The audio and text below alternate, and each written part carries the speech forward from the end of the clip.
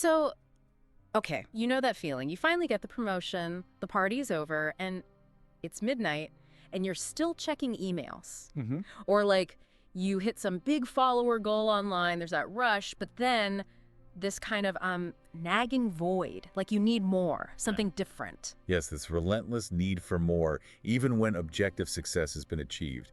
It's like reaching a summit only to immediately look for a higher peak. Right. It feels like we're all on this endless scroll, not just on social media, but in our lives, chasing something that keeps receding. And one has to wonder, is this purely driven by, ambition in the way we usually think of it?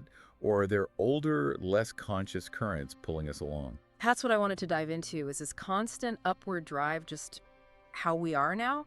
Or is something else fueling this? Maybe something we're not quite aware of, something maybe a bit more Freudian? It's certainly a lens worth applying. Think Yeah. about, say, an archetype like Sarah, the wellness coach you see everywhere online. Oh yeah, the perfect smoothie bowls, the yoga poses at sunrise. Exactly. Hundreds of thousands watching, engaging. Yet the sheer volume of content, the constant performance, it suggests, perhaps, a profound need for validation that external achievements don't quite satisfy. It feels less about the wellness itself and more about being seen, Yeah. approved of. Precisely. The outward success masks an inner hunger. And it's not just influencers, is it? No, definitely not. It's in the air we breathe. All the productivity acts, the hustle culture talk. The democratization of success, as they Yeah. say. Anyone can potentially make it, which sounds great, but paradoxically seems to crank up the pressure on everyone. Yeah, it feels more intense now than ever. So if we think about the unconscious mind, that vast reservoir of feelings, memories, desires operating beneath the surface, how might that connect to this ambition? Okay. Could it be that this drive for success, for recognition, is actually a sort of displaced echo, a grown-up version of wanting mom or dad to notice, to approve? Wow, okay. So the kid trying to get good grades for that pat on the head, that same dynamic could be playing out when someone like desperate for a corner office or more likes. The patterns are remarkably persistent. Early experiences where love or attention felt conditional on performance A grades, winning the game, being the good child, can forge a deep link. Achievement becomes synonymous with acceptance, maybe even love. So the adult chasing the promotion, the likes, the book deal, they might unconsciously be chasing that feeling, that fundamental validation. It's a strong possibility. They're seeking to fulfill a need established long ago, often without realizing the original source. But then, why doesn't it work? Why does Sarah, with all the followers and brand deals, still seem driven by this underlying anxiety? Why does the promotion often feel hollow after a week? Because external validation is a bit like fast food for the soul, isn't it? It fills a gap temporarily, but it doesn't nourish deeply. If the original wound was a lack of unconditional positive regard, being valued for just being, not doing, then achievements alone can't heal it. They're addressing the symptom, not the root cause. In a way, yes. Yeah. The applause fades, the numbers plateau, and the core need remains unmet. That really reframes all the self-help stuff, doesn't it? Manifest your destiny, be your own hero. It sounds empowering. It does, on the surface. But underneath, it's like this intense pressure of hyper-individual responsibility. If you're not happy, if you haven't made it, it's somehow your fault. You didn't manifest hard enough. And notice how that mirrors a child's logic, perhaps. If I could just be perfect, then mommy or daddy would love me unconditionally. It simplifies complex realities and puts the onus entirely on the individual to achieve a kind of internal perfection. Which leads to, well, anxiety, right? The sleepless nights, the constant checking of phones, the fear of falling behind, of not being enough. That pervasive anxiety, that on feeling you can't switch off, it can often be traced back, unresolved conflicts perhaps. The fear of disappointing those powerful early figures, now internalized as a relentless inner critic. Yeah, that inner critic. It creates this state of perpetual vigilance. Rest feels unproductive, even guilt-inducing, as if you haven't earned the right to simply stop striving.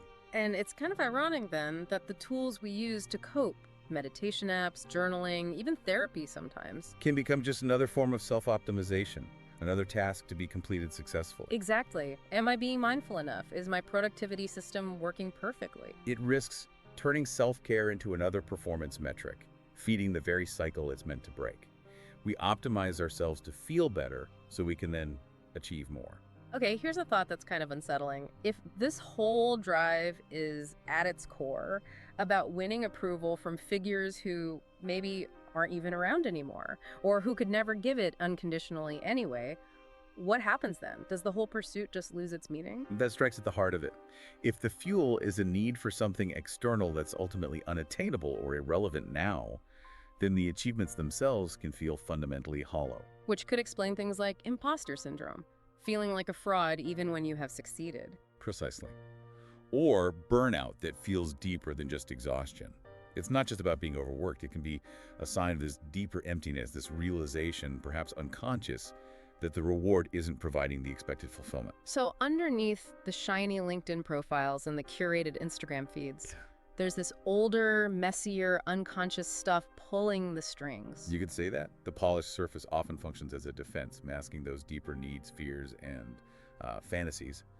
Social media becomes a vast projection screen. A projection screen, how so? We post symbols of who we want to be, how we want to be seen.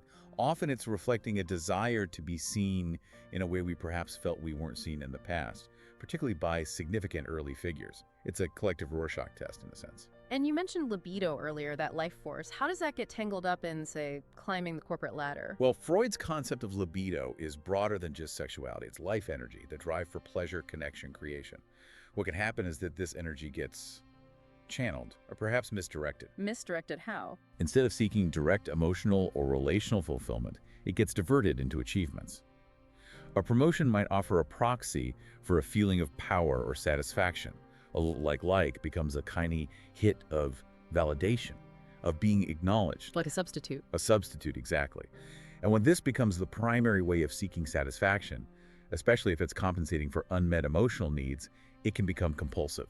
A relentless chase fueled by an underlying sense of lack. Which brings us to defense mechanisms. Things like repression or sublimation. How do those show up in this success culture? Well, take repression. Someone raised to believe vulnerability is weakness might unconsciously push down any feelings of inadequacy or fear. They present this front of absolute competence, avoiding anything that hints at imperfection. Failure isn't just avoided, it's almost unmentionable. We don't talk about failure here. Exactly. Or sublimation, channeling unacceptable impulses into socially acceptable forms. Maybe deep-seated anger or frustration gets transformed into this incredibly intense, sometimes almost ruthless ambition. The energy is redirected from its original source into climbing the ladder. And social media just amplifies all of this, right? The projection, the comparison. It pours fuel on the fire. Yeah. We're constantly exposed to idealized highlight reels, not the messy reality.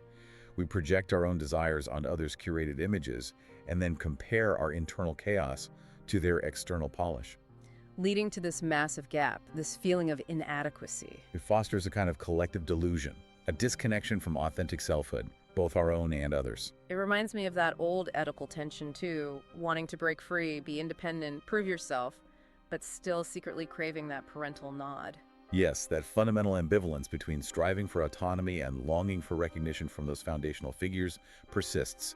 The workplace or the online arena becomes the stage for replaying that drama. And fear is a huge driver in all this, isn't it? Fear of failure, fear of rejection, fear of just being invisible. Absolutely. In the modern world, these primal fears get translated into a relentless pressure to perform, to reduce, to stay relevant. It creates this constant what's next anxiety. Yeah. The relief from achieving one goal is instantly replaced by the pressure of the next. It's a treadmill. What about aggression? That seems counterintuitive to success, but how does it fit? Well, aggression is a natural human drive. But when it's suppressed or when there's no healthy outlet, it doesn't just disappear.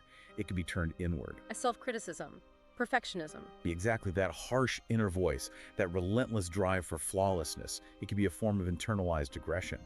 We mistake this internal violence for motivation, pushing ourselves beyond healthy limits. And projection again, assuming others are judging us as harshly as we judge ourselves. Yes. We attribute our own insecurities and critical judgments onto others. We see someone else's success and assume they must be perfectly happy, perfectly fulfilled, reinforcing our own feelings of envy or inadequacy because we're projecting our internal state onto our perception of them. Which brings in guilt, too, that feeling of never doing enough, never being enough. That guilt often stems directly from that internalized belief. My worth is tied to my output. Rest feels lazy, enjoyment feels undeserved, unless it's somehow contributing to future productivity. It's wild how we've normalized all this. Hustle culture, burnout chic. It's almost presented as aspirational. That normalization itself is a powerful defense mechanism, isn't it? It's a societal rationalization. It allows us to avoid confronting the potentially uncomfortable truth about why we're running so fast, what we might be running from. And the system rewards it, right? The external markers get the attention, while the internal cost is often ignored. Leading to success that feels hollow.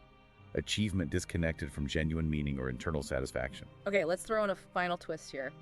What if this whole thing, this obsession with success and achievement, what if it's fundamentally about something else entirely? Like, control.